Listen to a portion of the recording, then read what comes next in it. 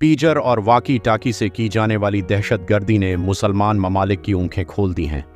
तहजीबों के तसादुम में mobile phone एक खौफनाक हथियार में बदल सकता है।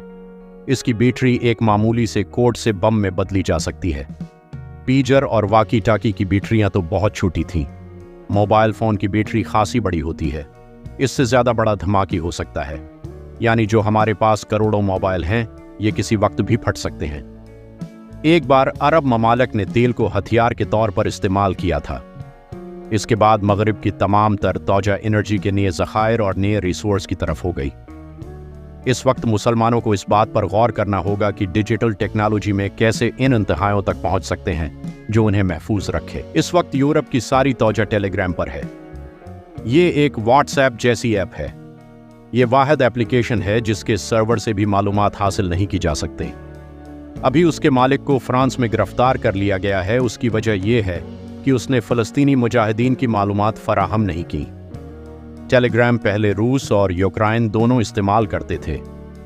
फिर रूस ने उसे बीन कर दिया कि उसने रूस को यूक्रेन की मालूमात फराहम करने से इनकार कर दिया था। इस वक्त दुनिया में यही ऐप लोगों की मालूमात के तबादले के लिए सबसे ज़्यादा इस्तेमाल की जा रही है। कहने का मतलब है कि जो लोग एक ऐप का कोड हासिल न होने पर उसके मालिक को गिरफ्तार कर सकते हैं, उन्होंने मोबाइल कंपनियों से उनका डेटा कैसे हासिल नहीं किया होगा। और जिसके पास भी मोबाइल फ़ोन का बुनियादी डेटा मौजूद होगा, वो मोबाइल की बैटरी को बम में बदल सकता है।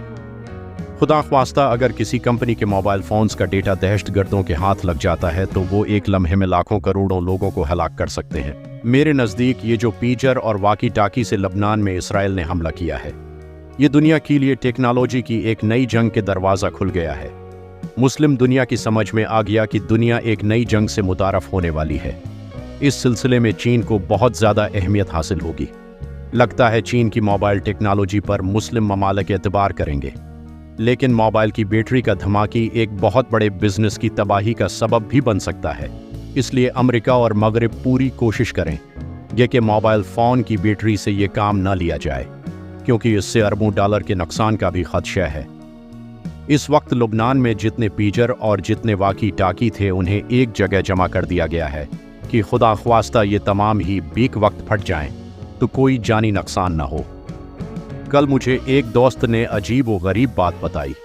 वो चाइना में मोबाइल बनाने वाली एक फैक्ट्री में मुलाजिम हुआ करता था। आजकल एक पाकिस्तानी कंपनी में काम करता है। कहने लगा कि मुझे मेरे अफसर ने बुलाया और कहा कि जो टेक्नोलॉजी लुबनान में इस्तेमाल हुई है पीजर और वाकी टाकी में, क्या हम उसे हासिल कर सकते हैं? तो मैंने कहा अगर हम खुद बैटरियां बनाने की फैक्ट्री लगा लें तो फिर ये मुमकिन है। यानी ये बात पाकिस्तान में भी लोगों ने सोचना शुरू कर दी है।